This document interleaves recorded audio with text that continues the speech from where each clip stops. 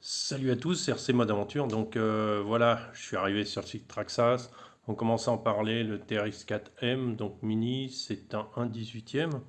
Donc merci Traxas de nous faire des mini scale. Ça devient à la mode et puis c'est bien sympa comme engin. Donc pourquoi un 18e, je sais pas. Peut-être parce qu'ils veulent pas faire tomber dans le 1/24 où Axial est très très présent et en fait ils veulent pas tomber dans la concurrence des autres et Mini Z pour leurs détails, mais bon, visiblement, ils se tapent dans le 1/18e. D'accord. Alors, bah, du coup, on voit pas grand-chose parce que, du coup, c'est un peu. On va essayer de cliquer là-dessus. Ah, dommage, la photo est floutée. Donc, on a un Bronco qui est visiblement bleu-rouge avec un angle de direction de 45 degrés. Ah, bah voilà, ça vient, pardon. Voilà, on a un Bronco ou un Defender, bon, ce qui est plutôt sympa.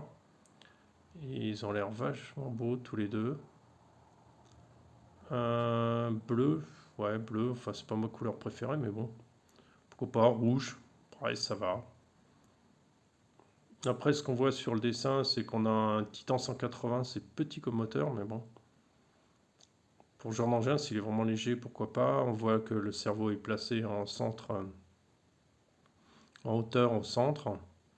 C'est tout ce qu'on voit. On voit un angle de 45 degrés, ce qui n'est pas la folie, mais ce qui est pas mal. On voit aussi que les tirants sont en plastique. Ouais, enfin, d'après le dessin, ça a l'air de se prendre quand même le pare-choc, mais bon, c'est un dessin, hein, on va pas dire. Par contre, les BF Goodrich, parce qu'ils ressemblent beaucoup aux BF Goodrich et pneus, c'est pas mal parce qu'ils sont très ressemblants au Scale. Donc ça, c'est bien dans l'esprit Scale, donc ça a l'air assez sympa. Alors, nous avons des amortisseurs à huile. Ah, c'est cool ça. C'est cool, le design est pas mal, je trouve un poil large, mais bon, c'est juste une appréciation comme ça. Faut voir comment ça roule et comment ça fonctionne. C'est bien qu'il y ait des amortisseurs hydrauliques, hein, parce que sur une machine un peu plus grosse que la 24, ça commence à devenir indispensable. Pas mal du tout. On a le bleu, alors j'espère que la photo va apparaître parce que le site est quand même lourd à télécharger. Ouais, on a le rouge. Ouais, la couleur est bien brillante, sympa. Il n'y a pas d'intérieur d'après ce que je vois. Ouais, c'est pas grave. Après, on peut se le faire tout seul à l'intérieur. Je vois pas bien, hein, c'est possible qu'il y ait un intérieur. Bon, électronique waterproof. Alors ça, ils te mettent toujours l'électronique waterproof parce que ils n'arrivent pas à assurer que le reste de la mécanique soit waterproof en fait.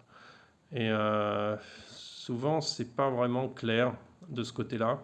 Axial l'écrit, hein, Axial le marque, qu'en fait que l'électronique passe dans l'eau, mais faire gaffe à la mécanique. Que ce sont des hard body. Voilà ce qu'on voit. Je sais pas pourquoi cette photo elle a pas envie de se télécharger. Peut-être on attendra un peu. Et avec des clips, donc pas mal. Voilà, le prix est de 145 $, ce qui devrait être autour de chez nous pensant plutôt dans les 200 €, parce qu'on n'a pas les mêmes taxes et puis il y a un apport. Il faut rester, puis c'est toujours plus cher chez nous.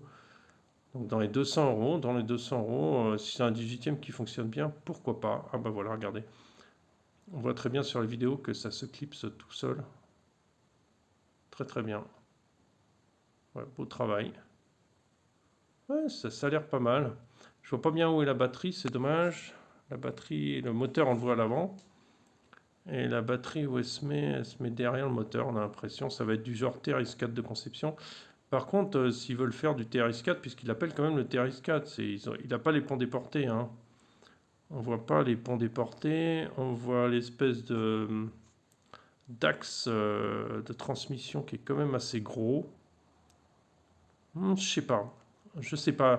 Je vous fais juste une pré-vidéo comme ça parce que bah, faut en parler. Ça fait partie des scales, hein, de ce que je fais.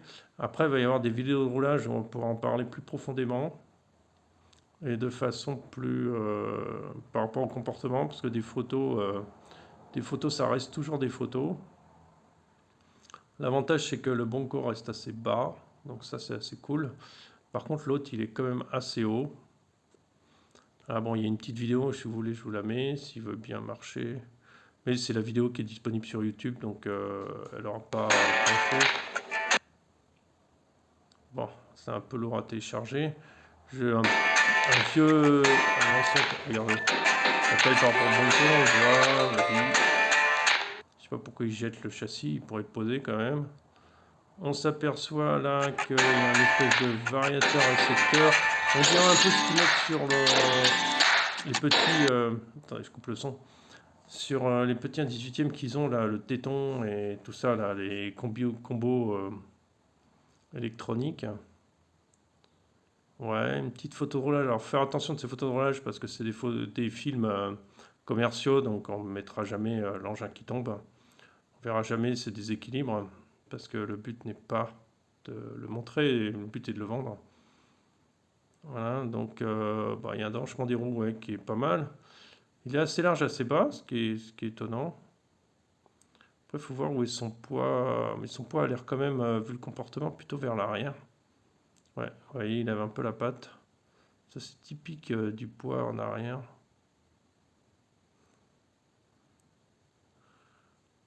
Ouais, là, c'est typique, ouais. Il y a bien franchement le poids en arrière. Bon, surtout sur le Defender, là, c'est très, très visible. Bon, après, ça reste une très belle maquette, hein, roulante. Hein, c'est pas toujours... moi, je suis vraiment dans la performance, mais chacun voit un peu ce qu'il veut, quoi. Donc, pas mal. 200 euros, c'est pas mal. Par rapport à un 24, c'est un peu plus gros. C'est un peu plus petit qu'un VPN, qu'un 16e. C'est un peu katana tout ça. Après, faut voir l'électronique. Normalement, ça marche pas trop, pas mal chez Traxxas. C'est juste le variateur, il est bruyant. Ouais, voilà. Bah écoutez, sur ces belles images qui donnent bien envie, c'est voilà, une présentation rapide de ce nouveau modèle. Sur ce, je vous dis à très bientôt et puis profitez-en. Je partage ça avec volonté. On en discutera un peu plus tard quand on aura vraiment une vidéo vraiment moins. Vous voyez, pas super flex à l'avant. On sent que c'est des roues un peu légères. Ouais, tu vois, l'éclairage dans le pare-choc, c'est pas la folie. Parce qu'il pourrait faire l'effort de mettre un montage LED complet à ce prix-là, parce qu'il va être autour des 200 euros, je pense. Hein. Donc, voilà. Ça, c'est rigolo, tiens. Ça, c'est marrant, ça à faire. Ah, trop classe. Bon, après, LED dans le pare-choc, bof. Hein. Je trouve qu'ils auraient pu faire l'effort de le mettre à la place des phares.